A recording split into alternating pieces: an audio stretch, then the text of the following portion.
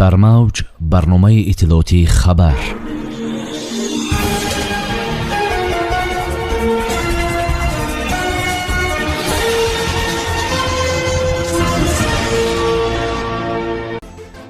барқияи изҳори таsalli ба президенти ҷумҳурии Корея Юн Сок Ёл. раисони Исфараву Бодканд сари масъалаи Марс музокирот намуданд. пули мошингузар пас аз таъмир мавриди истифода қарор гирифт. ҳофиз ҷоизадори озмуни Тоҷикистон ватани азизи ман. ҷашне ки Кореяро ба мотам шинод.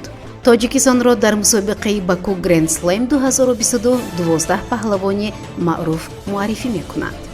дар водиҳо борон, дар кӯҳҳо барф. пешгӯии обу ҳавошносон. асосгузори сулҳу ваҳдати миллӣ пешвои миллат президенти ҷумҳурии Тоҷикистон муҳтарам Эмомалӣ Раҳмон ба президенти ҷумҳурии Корея Юн Сок Ёл барқияи изҳори тасаллӣ ирсол намуданд, ки дар он омадааст: ҷаноби олӣ, хабари фоҷиабори ҷон бохтан ва осеб дидани шумораи зиёди мардум бар асари сар задани издиҳоми шадид дар яке аз хиёбонҳои марказии шаҳри Сеул боиси андӯҳи амиқи мо гардид. дар робита ба ин мусибати гарон ба шумо мардуми дӯсти ҷумҳурии Корея ва пайвандону наздикони фавтидагон таъзияву тасаллияти самимии ин ҷонибро иброз менамоем ва ба ҳамаи осебдидагон шифои комил хоҳонем. Баҳоваддин Баҳодурзода, раиси шаҳри Исфара ва Учқун Ҷорабоев, раиси ноҳияи Бодканд барои ҳал кардани мушкилоти марзӣ сари мези гуфтушунид нишастанд. дар ин бора Зубайдулло Шомадов, котиби матбуотии ҳукумати шаҳри Исфара ба Спутник Тоҷикистон иттилоъ додааст. ба гуфтаи манбаъ, мулоқоти Баҳодурзода ва Ҷорабоев дар ҳудуди ҷамоати Лакони шаҳри Исфара ҳаммарз бо ноҳияи Бодканд дар маҳалли аҳолинишин доир гардидааст. дар ин мулоқот аз ду ҷониб ба ҳисоби роҳбарон, сокинони оддӣ, аз ҷумла муисафедону ҷавонон низ иштирок доштанд, зикр кардааст манбаъ.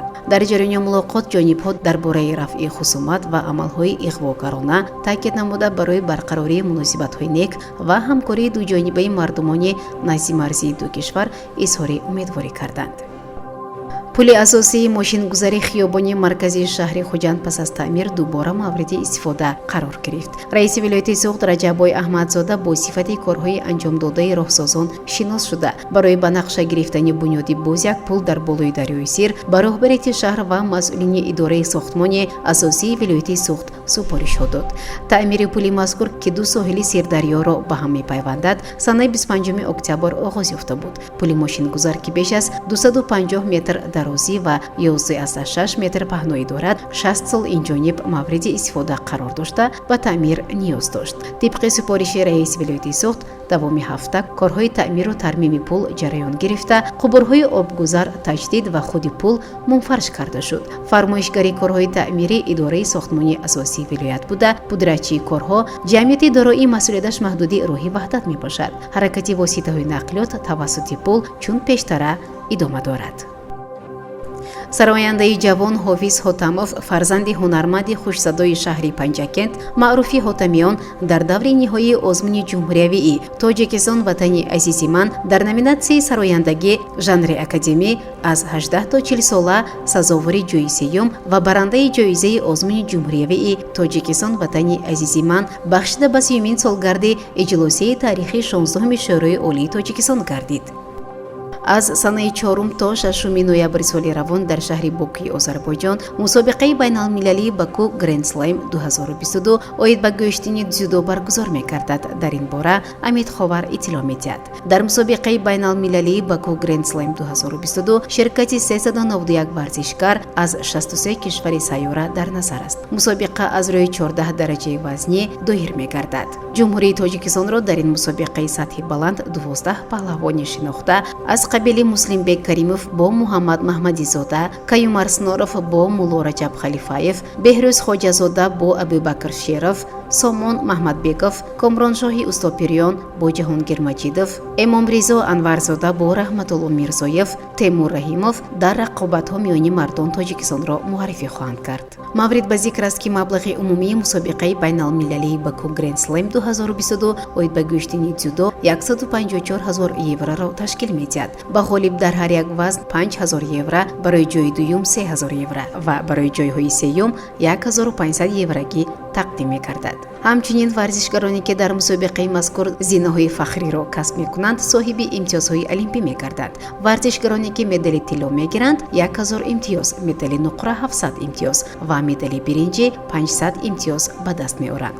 инчунин онҳое ки ҷойҳои панҷум ва ҳафтумро касб мекунанд мутаносибан соҳиби 360 ва 260 имтиёзӣ мегарданд.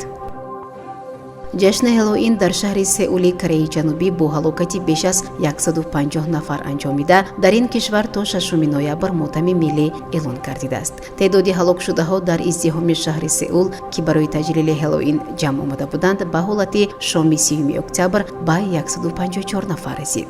дар ин издиҳоми ҷашнӣ ки ба мотам мубаддал шуд, ҳамчунин беш аз 130 нафар маҷрӯҳ шуданд. аз миёни 154 ҳалокшуда дар издиҳом 26 нафарашон шаҳрвандони хориҷӣ буданд. ҷасади ҳалокшудаҳо ки гуфта мешавад дар анбӯҳи одамон дилашон аз кор мондааст. имрӯз ҳаво дар тоҷикистон қисман абрнок шуда дар водиҳо дар баъзе ҳолатҳо борон меборад, иттилоъ додааст агентии обу ҳавошиносии кишвар. ба иттилои манбаъ, дар вилояти мухтори кӯҳистони Бадахшон ҳаво қисман абрнок ва дар ноҳияҳои алоҳида бориши борону барф дар назар аст. вилояти Суғдро низ ҳавои қисман абрнок фаро гирифта, дар водиҳо дар баъзе ҳолатҳо борон ва дар ноҳияҳои кӯҳӣ бориши борон ва барф ба амал меояд. ҳарорат дар водиҳо шабона 6-11 дараҷа гарм, рӯзона 10-15 дараҷа гарм. дар ноҳияҳои кӯҳӣ шабона аз 1 дараҷа хунук то 4 дараҷа гарм, рӯзона 4-9 дараҷа гарм мешавад. дар водиҳои шаҳру ноҳияҳои тобеи марказ борон ва дар ноҳияҳои кӯҳӣ борону барф дар назар аст. шаҳри Душанберо ҳавои тағйирёбанда фаро гирифта, бориш дар назар нест. ҳарорат шабона ба 9-11 дараҷа ва рӯзона ба 19-21 дараҷа гармӣ мерасад. барномаи иттилоотии хабар аз рӯйдодҳои Тоҷикистон, минтақа ва ҷаҳон огоҳ бош.